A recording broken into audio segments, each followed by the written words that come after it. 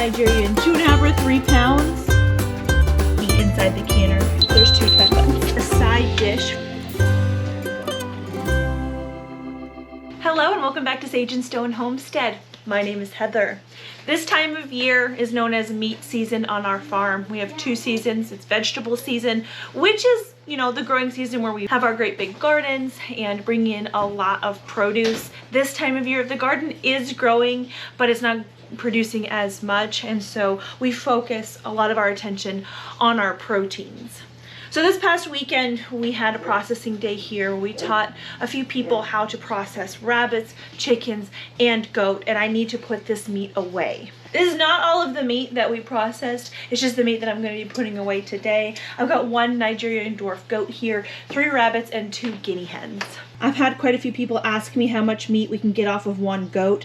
This Nigerian dwarf meat right here weighs about 16 pounds with the bones in. And then here you can see our 3 rabbits. These are each probably about 2.5 or 3 pounds. And the guinea meat we did skin, and so these guineas are in their parts, but they probably add up to about 2.5 pounds each as well. One of my favorite ways to put meat away on our homestead is to can it. I am not very good at remembering to take out meat to thaw it for that same day. And so I've got actually up here, there's quite a lot of canned meats up here. Over here I've got rabbit.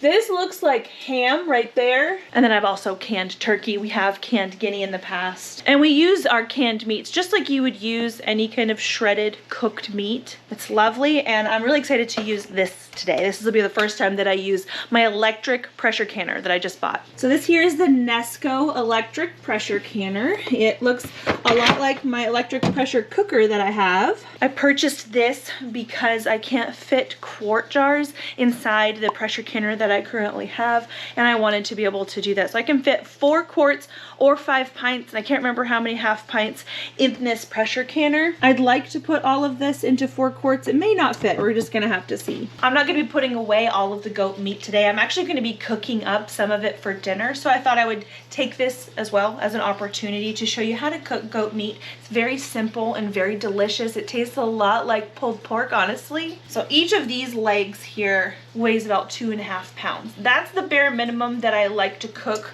bones in for our family. I feel like that goes a good ways with no leftovers, but if I've got it out, I might as well cook extra so that I do have leftovers to pull from. So I'm actually going to be cooking this back leg and one of the shoulders here, and we'll bag this in a little bit.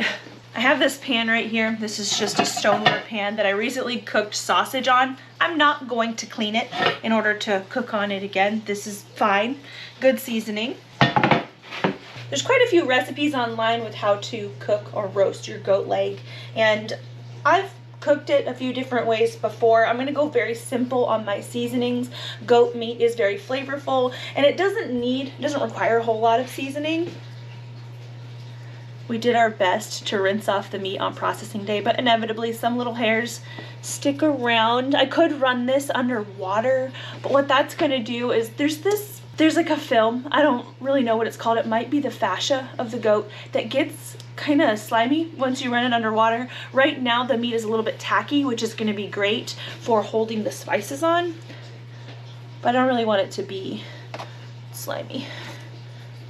Yeah, it looks good. I'm going to very simply season this with just this seasoning blend. It's mostly salt and pepper and a few other common spices. It says salt, dried onion, garlic, black pepper, fennel, celery, marjoram, thyme, rosemary, savory, sage, oregano, and basil. There's actually quite a few spices in there. Just gonna, heavily season both sides.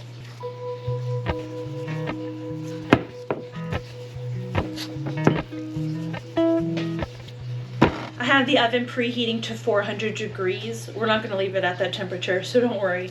But the best way to cook goat is low and slow, and also covered. So I have this foil here that I'm going to lay over top. I have a silicone mat that I like to lay over my meats when I roast them. The only issue with that is that it will allow a little bit of airflow and air pockets, and I don't want to dry the meat out, so I prefer the foil for this because I can kind of tightly clamp it.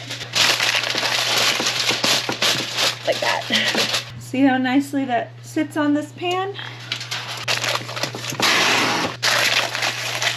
Okay, so the oven's actually set to 450 initially, and then we're gonna put it in and bring the temp immediately back down to 300. There we go, so it's 11 o'clock now, which is good timing. We wanna roast the goat leg for at least 6 hours, up to 8. We're looking for a nice fall off the bone texture, and I'll show you that a little bit later. This meat in here though, this is very, very cold. I just pulled it out of our refrigerator. I plan on cold packing or raw packing my meat before we pressure can it, and I don't want my glass jars to shatter. That can happen. So I do wanna bring the temperature of this meat up a little bit. So I'm just gonna put the lid on this meat tote here and let this come up to room temperature for a couple hours before we load our jars. Okay, so it's time to put away the rest of the goat. I'm gonna do so just simply by putting it in the freezer. I really like these 2-gallon freezer bags. Sometimes goat bones can be a little long, especially when you butcher like a standard size goat, and these hold everything in really well. Sometimes I pack the meat up just separately. I will pack each individual leg in its own little bag, but I think with this particular goat, I'm going to pack up the same kind of quantities like we're cooking with tonight, about 5 or 6 pounds. So I'm gonna do this leg and this shoulder together. Squeeze out as much air as possible. It is ideal to have like a vacuum sealer for packing away meat, just so you don't risk freezer burn. The vacuum seal bags that I have are just a little narrow to get everything to work out well, so that's okay. This here, we've called it the saddle roast. I don't know what the technical term is for it, but it's the piece of the backbone that is between the rib cage, which I do still have in the fridge. I'm gonna use that for bone broth. And then the hip bones, where the hip bones are actually attached to our leg bone back here, but it's that piece on the back of the goat that isn't really attached to anything. And then this is the neck. So we're gonna put these together. Got butcher paper over here. It's got a nice shiny side and then the papery side. I like to wrap the bagged meats up in butcher paper as well, just to help stave off freezer burn. You know how basically one person in every household is the one that wraps the Christmas presents because they're the only one in the household that's good at it? Well, our person in our household that does all the wrapping is Levi. So don't judge me. No, that's not too bad. Okay, leg and shoulder combo is 5.4 pounds. Neck and saddle, 3.8 pounds. There we go, ready for the freezer. So I mentioned we had the ribs in the refrigerator so that I could roast them later and make bone broth out of. This is another little bag of meat that I have here. This is, on rabbits we call it the belly flap, but it's that, you know, thin muscling that is on the belly of the goat. We save this and use it in our ground goat, which this particular goat, not much of him is going to get ground up, but we have another goat in the refrigerator and we'll probably grind some of him with this, maybe this weekend.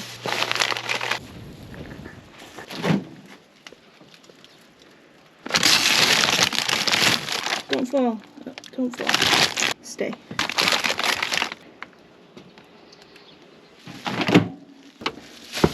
See in here, these are the rib cages from both goats right here, and then the other goat is in this tote here. If you are going to be processing any of your own meat animals at home, I highly suggest you have a nearly dedicated, at least seasonally dedicated refrigerator for resting the meat. Because we have so much going on here, and to include dairy, multiple refrigerators are absolutely necessary. Hello, sir. Do you need your treat today? Okie dokie, so the meat that I had sitting out on the counter it's not room temperature, but it's warm enough where I'm not worried about adding some warm water, some hot water next to these jars and them cracking. So that's good. Now, in general, I can get, it's a little bit more than 1 rabbit per jar when I can them in quarts. This particular batch of rabbits we let go a little bit longer, so they're kind of big, and so I don't know if I'm going to be able to get them all in a jar. What I may end up doing is actually just saving one of these rabbits to eat this week, so we'll see. This is 1 rabbit right here. It's definitely more than 1 jar. See, pretty big. when I can rabbit, I can it with the bones in. I have never deboned a rabbit before. I think it would probably be quite tedious. The meat on the rabbit, when cooked properly, falls right off the bone. And so it's just not necessary, in my opinion, to try to debone it. It's more work than it's worth probably. And there could be a decent measure of waste. And when you have a small animal like this, you try to get the most out of it. I do have a video on how to cut up or part out a rabbit, and I will link that at the end of this one.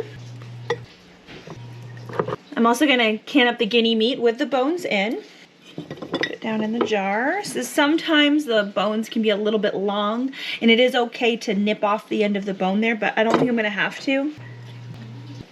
That's actually one guinea in the jar too. Those birds were pretty big.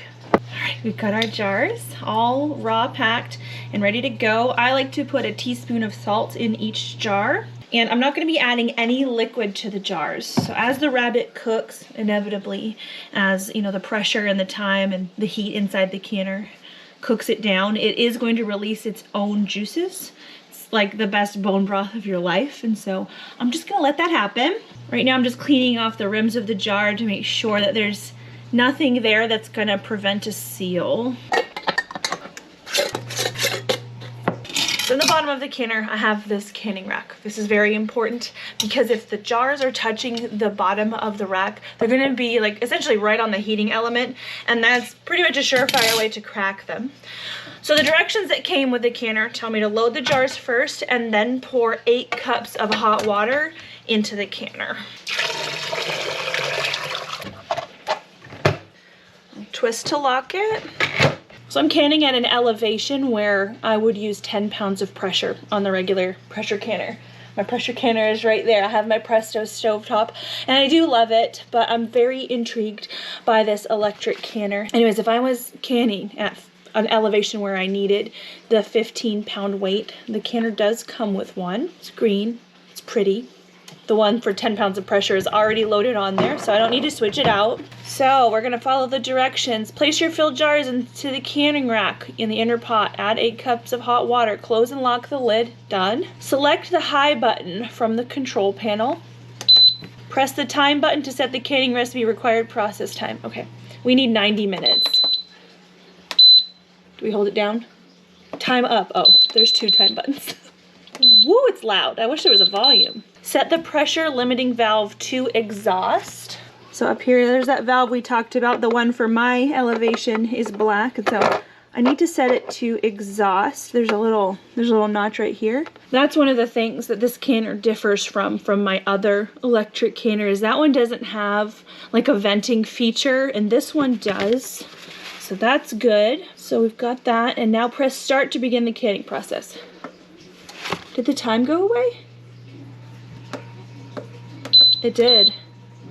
I didn't move fast enough.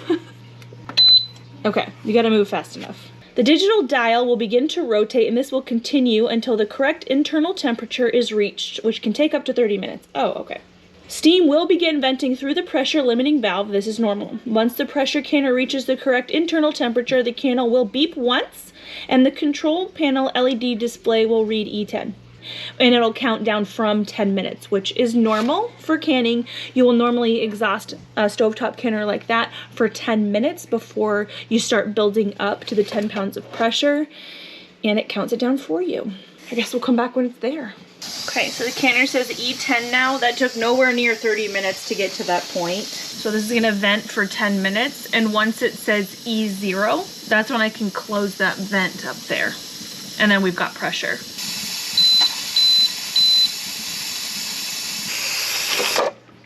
Close that. So now that it's airtight, it needs to build up to 10 pounds of pressure. And then once it does that, it should automatically start the time that we set it for. The directions do say that this steam release is normal. Now it makes sense to me why you have to add so much liquid into there, because 8 cups is kind of a lot for how small that this pot is on the inside. But if it's going to be releasing steam for the full 90 minutes, it's gonna go through a lot of that liquid, and so it makes sense. It has slowed down now that it's at pressure, so we'll just let it do its thing. All right, so it's quite a bit later now. You can probably tell that my kitchen is a little bit darker. Maybe I could turn on a light. So the canner beeped and was done about 20 minutes ago, and the last step on the instructions says to unplug the canner and not try to open it for an hour. So it seems that it does like a natural release. You don't want to manually vent this. That's probably going to increase the likelihood of siphoning, and so we're just gonna leave it alone. I'm gonna get the side dish for dinner ready. These are some rutabaga and carrots that we recently harvested from the garden. We're gonna roast them. Look at this funny carrot. So all I'm gonna do here is give these root veggies like a rough dice size like this. As far as the rutabagas go, I'm just gonna cut the top, cut some of the bottom off. I just wanna kind of set to the side some of the more like hairy bits and do about a 1/2 inch dice with this as well. I am not peeling these. I generally don't peel the root vegetables that I cook. Now that all the roots are good and diced, I'm gonna coat them in some bacon fat. This is bacon fat from our Kuni pigs. There's a lot of flavor and like salt in this bacon fat, but I'm still gonna add some of this ranch seasoning that my sister-in-law made. Wow, I can smell the paprika in that. That bacon fat was pretty solid. I'm just gonna use the heat of my hands to melt that as I work it in.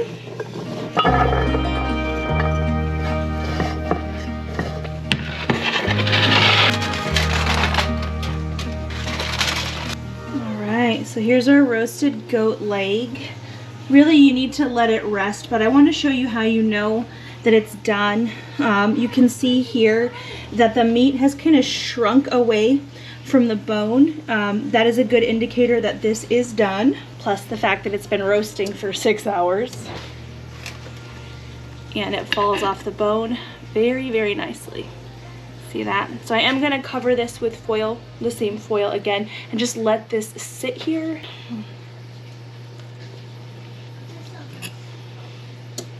Goat meat is so good, you guys. I swear. That and rabbit meat, so underrated.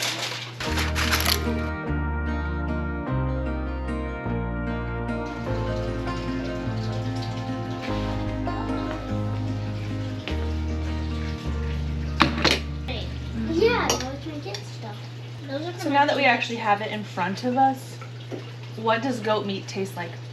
Just tastes like meat. Tastes like love. It tastes like love. Love from the farm. That's a funny thing. Tastes like I could eat this a lot. I could Good. eat this every day. Tastes like love and tastes like I could eat this a lot. You know, 3 months ago, this was an intact buck. It was a boy? I thought it was a girl. No, this is a boy. And so we castrated these boys. It was in November, at the end of November. And we did so on the instruction of our butcher, who told us to castrate our boys 1 month per year of age prior to processing. And so he was just over a year old. He was castrated over 1 month prior to processing, and this, I mean, it doesn't taste goaty at all. I likened it to pork a little bit earlier. It's definitely more beefy than pork. It's more, this particular goat is more beefy than pork. I find that he's a little darker than we've had before too. It's interesting how they can differ. Yeah, all off the same land and the same feed. I do notice, at least with the girl goats though, that some of them prefer certain grasses. And I imagine that plays a role too. Your hand goes like this. Dinner was delicious. It's definitely been more than an hour, so it's safe to open up our canner. I did open up the exhaust on the back here just to make sure there was no pressure on the inside. We're good. It looks like all the jars already sealed. It's been sitting for at least 2 hours at this point. Yes, and remember how we started with 8 cups of water? There's not 8 cups of water in here at this point. It might be 3.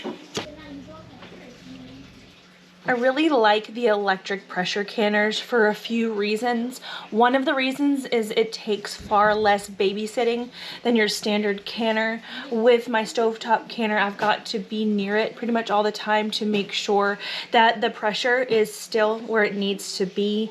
This is automatic and it holds the pressure for the right amount of time, and then when that time is up, everything shuts off. It's just a lot more automated and it allows me to kind of get more done at the same time, and I love that. Again, I bought this one because it holds up to 4 quarts. There's another one, I think maybe made by Presto, that holds 5 quarts.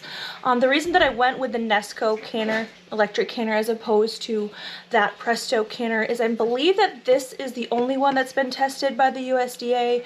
Correct me if I'm wrong. I did this research quite a while ago and I forget exactly why I landed on this one, but we have it and I really do enjoy it. So I'll go ahead and link this specific canner as well as some of the other ones in the description box below. As promised, here's the video on how to break up your rabbit into bite-sized pieces or usable pieces. And if you need a more in-depth how-to on pressure canning, I don't have one specifically on electric pressure canners, but I do have a video on your regular stovetop canners. I'll put that down here.